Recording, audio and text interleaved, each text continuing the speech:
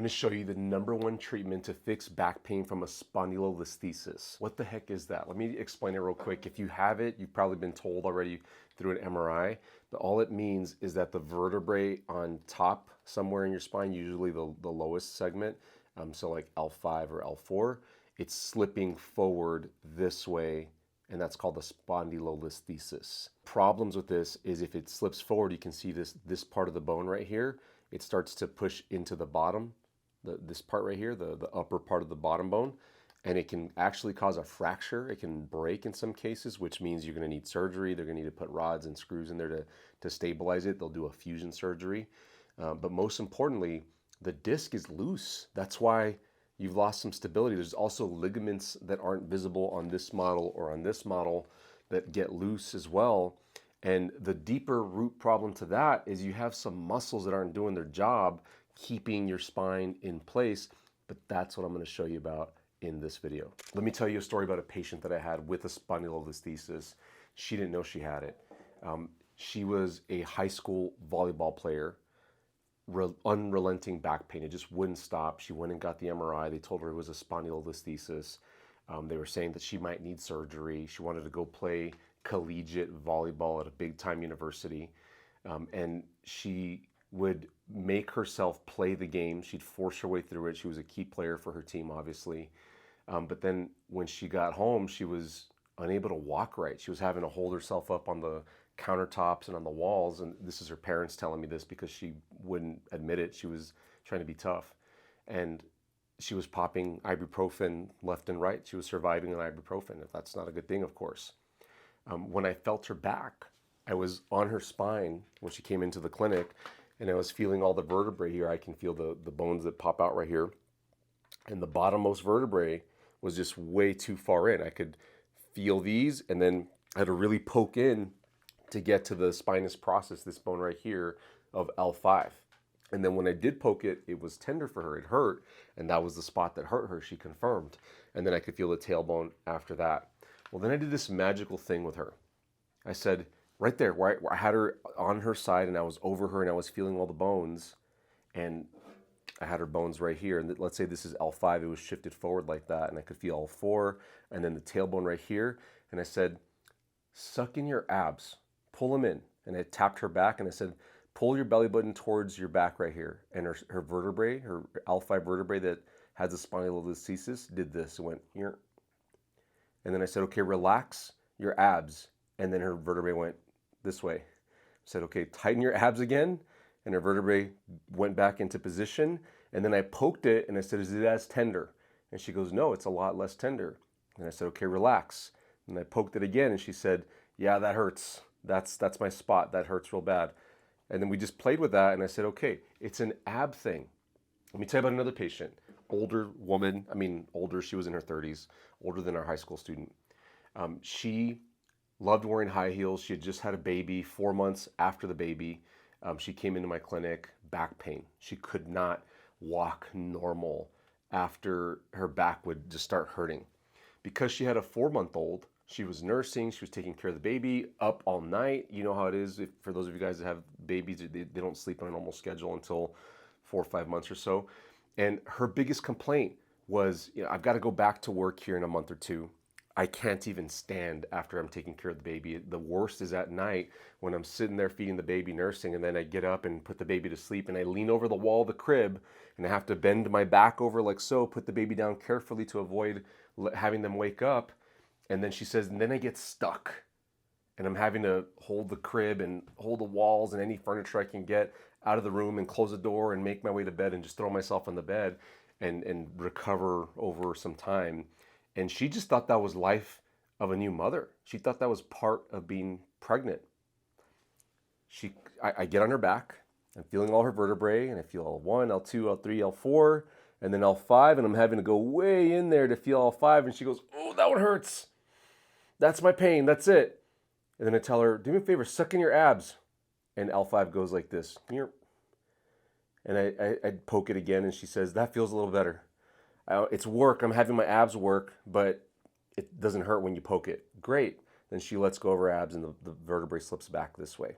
I ended up having her go through treatment. There was a whole ordeal with the doctor. The doctor didn't like that I asked her to go get an MRI. She actually wasn't a confirmed spondylolisthesis patient. They just sent her over with a note saying back pain, fix the back pain.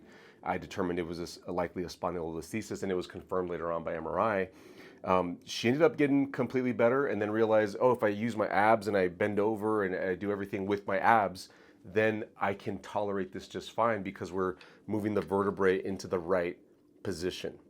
So remember I said a spondylolisthesis is the bones are slipping, the spine bone slips forward, but it's your abs that will pull it back in. Why does it slip forward? Let me show you on the skeleton over here.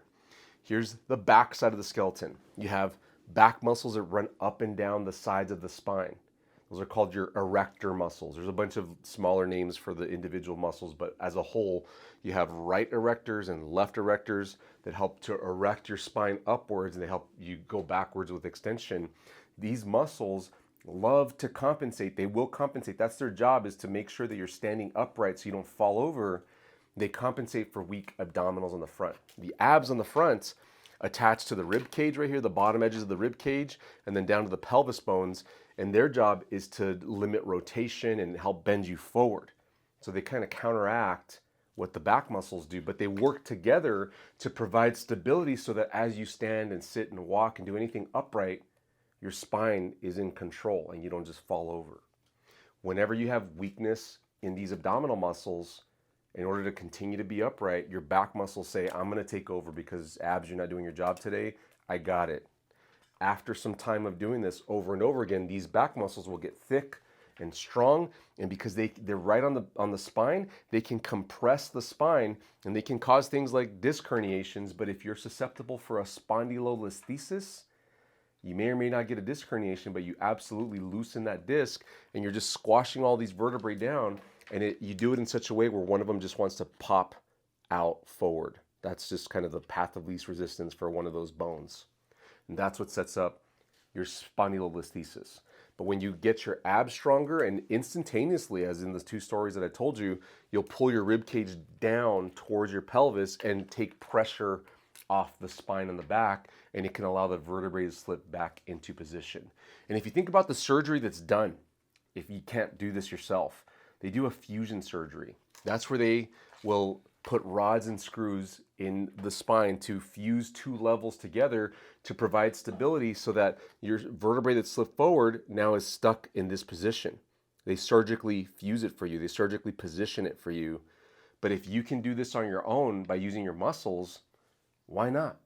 That's, of course, non-invasive, and I think you're going to have a much better opportunity to have freedom to do whatever you want later on if you can learn how to use your abdominals right, and you can use them consistently throughout the rest of your life. So let me show you. All you have to do is think about your abdominals. So remember, your abdominals span from your rib cage up here down to your pelvis bones. All that area right there is abdominals. The belly button's at about right here, the halfway point. It typically aligns with L3 of the spine.